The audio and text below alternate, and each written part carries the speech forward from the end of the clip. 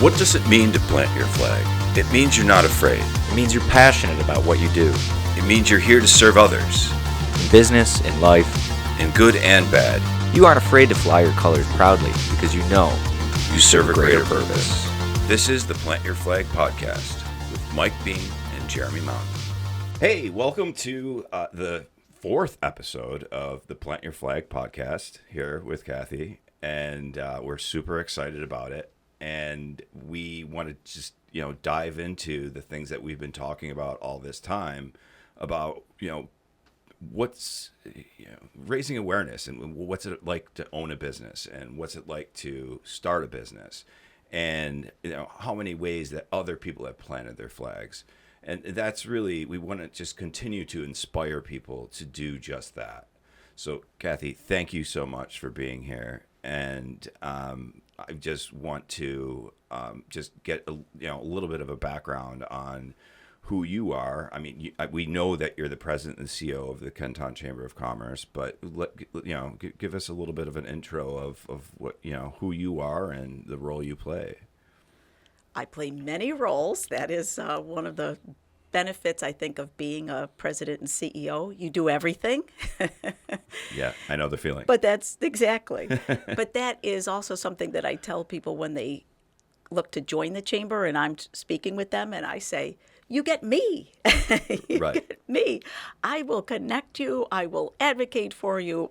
I will work to help, train your employees. We do it all. So it's such an interesting job, and being the business for businesses is a great business to be in. Yeah, I can imagine because of the pure fact that you work with so many different businesses and you have that ability to help people take their business to the next level. There has to be a lot of gratification that comes along with that. There is, because there's definitely a lot of personal, gratification, as you said. But it all starts with trying to help people to understand, first of all, they can do anything that they want to do. I mean, I am such a positive person. If somebody wants to start any kind of a business, I want them to go for it. And there's a number of books I'll even say, read this. But also in your life, don't listen to the most negative person in your life. Just divorce yourself from them. And because people can do anything that they put their minds to. It's fascinating. But they have to have a lot of good positive self-talk, and they can work alone, work in a team, work with partners, etc. But even that, I've got a lot of advice on, that's the whole getting started part. There's a lot of advice. But the real key is to get some good advisors, get a good mentor, utilize our services, the Small Business Development Center, and be smart about starting the business. Get all your legal things in a line. Understand that you need a bookkeeper, an accountant. You can't do everything. But we could go on and on about that. I understand what you're saying, and I didn't do any of those things. And you're here despite yourself. Yeah, right. 18 years later. But it took me 6 years just to get my first employee because I was afraid to take, that scary leap. And didn't realize that a lot of these resources like you have are available. And I'm glad that you're here today to spread some awareness about the fact that these things can, they can help you and are available, and you can provide them for them. The old-fashioned Chamber of Commerce, we still have them very active in Erie, Niagara County. There's one for every area. And it really is one of the first resources you should tap into, because we're connectors. We can connect you with anybody that you need to be connected to. And, the people coming into business now think that they can just, do whatever on their own. Can't hurt. Will definitely help to get into and join your local Chamber of Commerce. And then, I shouldn't say this on air, but be a pest. Call, ask questions, and ask for help. You can say anything on here. Yeah. There's no wrong answers. Well, no, I know people are going to, Yeah. be calling me to be a pest, but Right. that's okay. Right. That's okay. No, yeah, I think like getting in touch with a resource like yours is going to be extremely important. One of the things that I wanted to like talk about is like how many businesses have you that planted their flag as you've been doing what you've been doing? Hard to quantify that. Yeah. We see new businesses and then we see old businesses that are kind of restructuring. So many people had to adjust. This is, we're still in that weird time frame of the, past COVID, what are you doing? Right. And there's still people that are coming out of manufacturing, challenges and source challenges and things like that. And then now we have some unique employee challenges because everything was flipped on its head. Right. How was the transition through COVID? Boy, how was it for anybody? It was difficult. It was very, very difficult. But we were pretty lucky in the town of Tonawanda because we did end up with a significant amount of, the town ended up with a significant amount of Rescue Act money. And we were able to provide small businesses with a grant, pretty much no questions asked. So that was wonderful to be able to do for the small businesses. That was a dream. It really was a dream. The Chamber of Commerce is not in any way, shape, or form associated with the town. They don't give us a stipend. We don't get any tax dollars, anything else. We're solidly a separate not-for-profit that is totally funded by the membership dues, sponsorships, and some of the events that we hold. Yeah, and I remember, seeing that opportunity, and I felt like, that was very special. And, I like the fact that you sought that out and actually approached me about it. I wanted to make sure everybody got whatever money that they could. Yeah. And then even going after that, there was so many, we still put out in our newsletter, we still put out information about grants that are available. And it's so fascinating that there is still grant money out there. But some of the fun experiences that we had with the grants was that, some people look at things like that and say, oh, couldn't be bothered. We had one in particular. It was a U.S. Chamber of Commerce. So the National Chamber of Commerce came out with a grant statement that they had one $25,000 grant available. And I thought, that's ridiculous. You're the National Chamber of Commerce and you got one $25,000 grant. This was one particular crazy. one. They probably had many others. Yeah. But this was one particular one. I told Rose in our office, don't bother putting that in the newsletter. Nobody's going to get it. She said, oh, no. And she had control over the newsletter, so she put it in. And one of our local businesses who had done a ton of community service during COVID said, I've got my story all laid out. We've already, applied for different grants. We've already got this story. And they went ahead and filled out the paperwork. It was up to them. I mean, I can't force it on anybody. So they took the initiative, and it ended up creating 2 years worth of positive PR for them. They didn't win the $25,000. They almost got something better. But they got, all of their employees were able to go to Washington, D.C. for a recognition and a special award that they actually came up for them. They designed this one award because of the copy that they had put in to their application.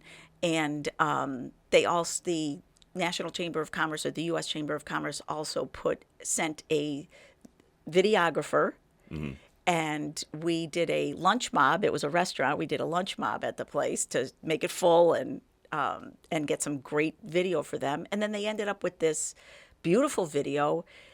Then it got picked up by, Business First. And it landed, it was about 2 years worth of positive PR for them. Yeah. Well, it's good she didn't listen to you, right? Yes. I let her.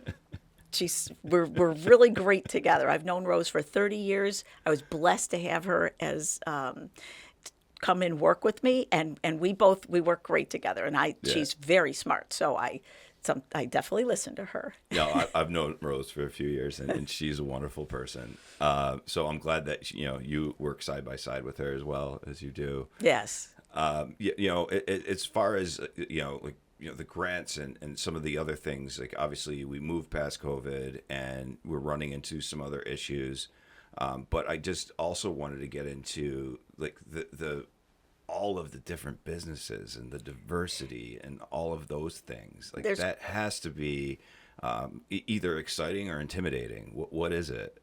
It can be intimidating. If I can get in front of the business owner or some of the head people, then and I can listen to what their challenges are and what their pain points are, basically, there's always something we can do. And in a lot of cases, what people don't realize that from a chamber perspective, what we're doing is we're advocating for them up here. We're going to the state level and advocating for them on things that, and we're lucky that we have some great legislators and they're and assemblymen, and they're very responsive to me. I mean, in some cases, I have known them since they were 7 years old, and And this is on like a state level, and also like in the town of yes, Tonawanda, yes, and Kenmore, able to like I said, pick up like the all of phone, it. call Yeah. people, and get questions answered, make the right connections, etc. So if somebody needs specific help, give us a call. Right. If you don't know what you need, give us a call. I mean, Right. we've done a lot of one-on-one mentoring, but also a lot of what I'm going to do is connect you to a better, bigger, more robust resource. But it is fascinating at what is going around the town of Tonawanda, what's going on. Businesses of all kinds. The Plan Room, I don't know if you know about that, the Woods and Brooks piano factory that is just a brilliant idea, and it's going to make a big difference. What's that all about? I don't have enough information to Okay, no, yeah. that's fine. Yeah. So what I wanted to do is I wanted to talk a little bit more about, the fact that it must be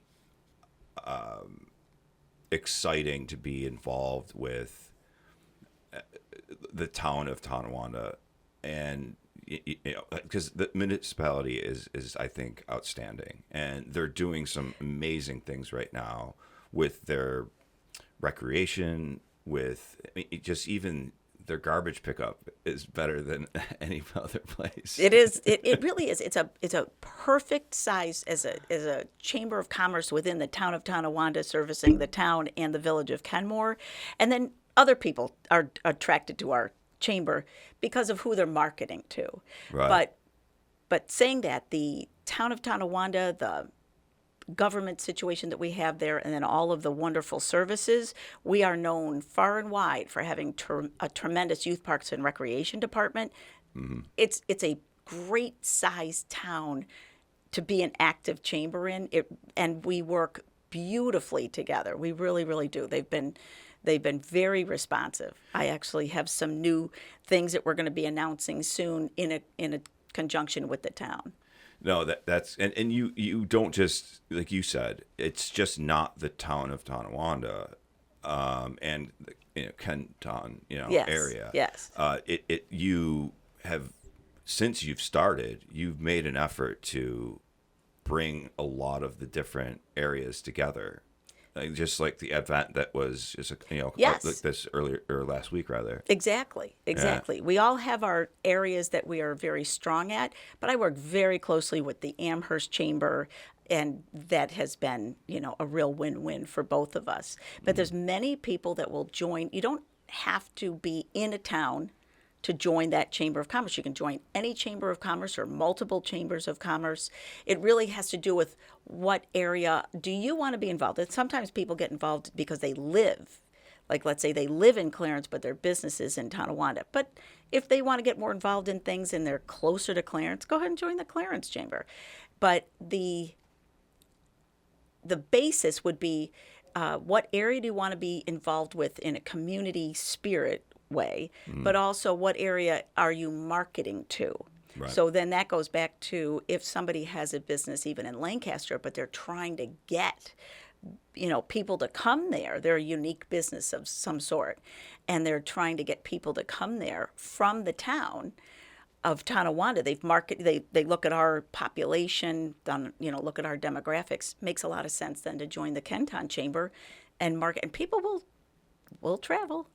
Yeah, you might have to get your passport to come from the south towns up to the north towns, but Yes, got to get on the highway. Yeah, but at least, but anyhow, I think that there is Get out of the right lane. Right. Yeah. But I do think that there's a lot of upside to look. I mean, obviously, with what we do a lot of homework on geographic demographics, Yes. like that kind of thing. And when it comes to real estate and it comes to so many of the other things, Tonawanda, KenTon, the whole area, Kenmore, these areas are, there's a lot going on that I don't think people realize about. Right. And I think that you bringing attention to it and helping people kind of bring that in makes sense to us. Yes. Because like I said, we put those pins in the map when we're doing marketing plans. So yeah, exactly. So if you're even starting a business in an area, join the 3 surrounding chambers, and go to things and get involved and utilize any resources that they have. That's the key. Is networking is part of it, but it certainly isn't the only thing. Because some people aren't looking for that. They're not looking to network, but they are looking for other things that we're able to do. And it could be the training, it could be the advocacy, or it could be just honestly sometimes just giving back to the community. Yeah, and that's a good point as well. There's the continuing education, right?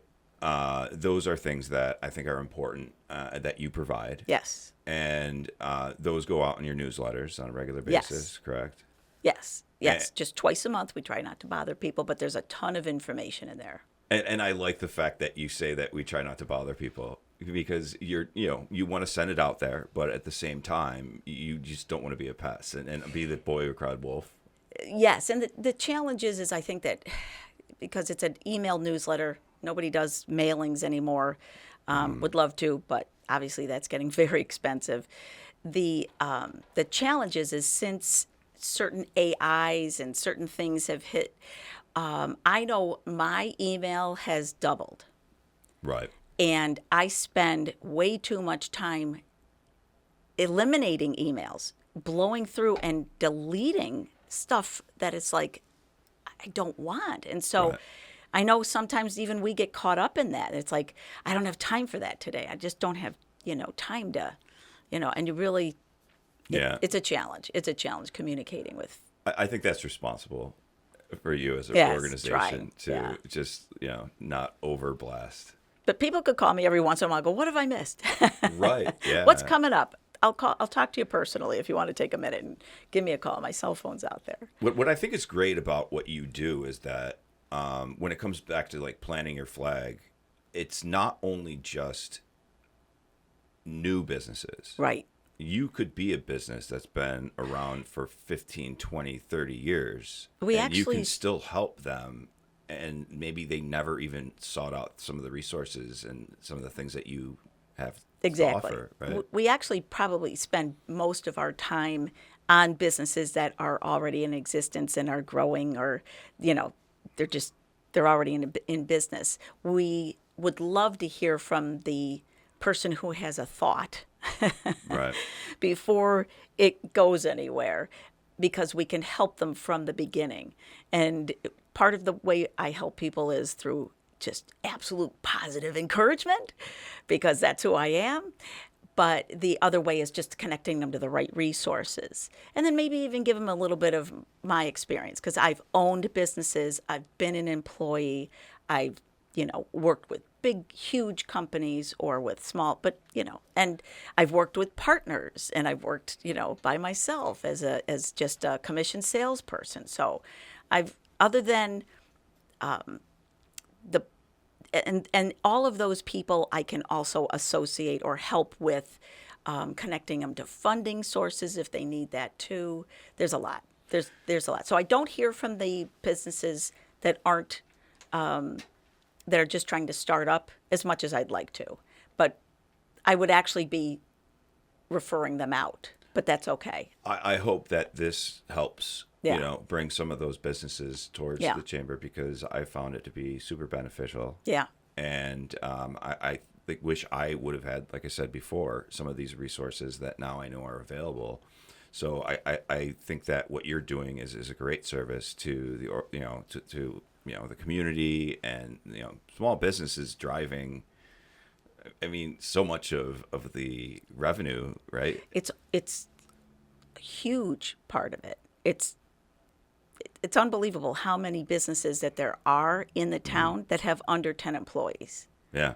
It's just incredible. It's incredible. So those are the focus, and they are the people that are working so hard too. So you just try to help them by taking something off their plate, because they're like octopuses. They're out there doing everything. Right. But that's the joy of being in business for yourself. Right. It's like you wear a lot of different hats. Yes, you do. Yeah. Yes, you do. And but you can wear some of those hats for them. And they can be stylish. Right. Yeah, there you go.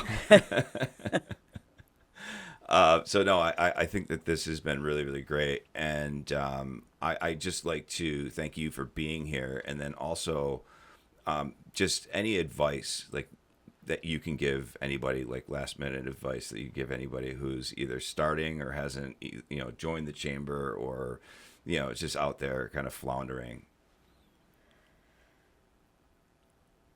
That's a loaded question. That's a loaded question. Yeah, that's a tough boy, one. there's so much I could tell them. Yeah, right. So call me. Yeah, right. I mean, I know you Yeah. went through so much of it already, but I just wanted to see if you had any kind of like last minute kind of parting advice. The key really to any business is having a good plan. Yeah, You definitely need a good plan. yeah, And formalized. Listen to your advisors. If you hire an attorney, if you hire an accountant, listen to them. Always know your numbers. Always understand what a balance sheet is, profit and loss statements, etc. Understand that. And and a lot of it too has to just do with self-talk and understanding that how strong we are, and how either positive or negative going in here can make a big difference. So that's how I tell people to, they have to have their own positive self-talk, but they also have to stay away from any negative people. But, and learn from other people's mistakes as much as possible, so you don't have to make them yourself, because that can be very expensive and can delay success for a long time. Mm-hmm. But read good books, associate with great people, and have, a lot of good positive input from mentors around you, and then keep trying new things. Keep trying new things. It's okay. Yeah. It's okay. And like you've probably seen that when you talk about talking to other businesses and learning from their mistakes, you've probably seen some of those relationships be established through your organization, right? Oh, absolutely. Absolutely. The fun part is watching some of them grow and change, and see husbands and wives working together, etc. But overall, with our Chamber of Commerce, we can work with a small business, we can work with a medium-sized business, and the large businesses, they're already established, but we're always learning from them, and they're wonderful community partners. And so we like to get involved with them also. Because I know from my experience, I've talked to a bunch of different companies who are trying to start up in marketing, and I have no problems talking with them because, there's a lot of business out there. So I think there's like a lot of intimidation, to some of these people who are starting off, where they don't want to reach out and they don't want to ask questions because they think they're going to get turned down. But like with having a vehicle like yours, that's not the case. You can put them in touch. Yes, absolutely. It's fascinating, some of the people that approach us with different either knowledge bases that they've had, for 80 years. Mm-hmm. One gentleman that just, oh my gosh, he came to me and he's 84 and he has this knowledge that he wants to impart and make sure that it stays, somebody has this knowledge base. Right. And, but then also young people, and and everywhere in between. Believe me, there's a lot of people that have gone through a lot of things and say, the heck with all this, I want to be in business for myself. They also could benefit from, again, learning from somebody else by, instead of just starting your own business, get a good position in a good company and, learn through that job experience too. Right, right. So no, this has been really, really great, and I appreciate all your insight and your time, obviously. And we can't wait to get this thing live. Hey, we want to thank everybody for tuning in to another episode of Plant Your Flag with Beam Media Productions and Cathy Piciulo. And we'll see you next time.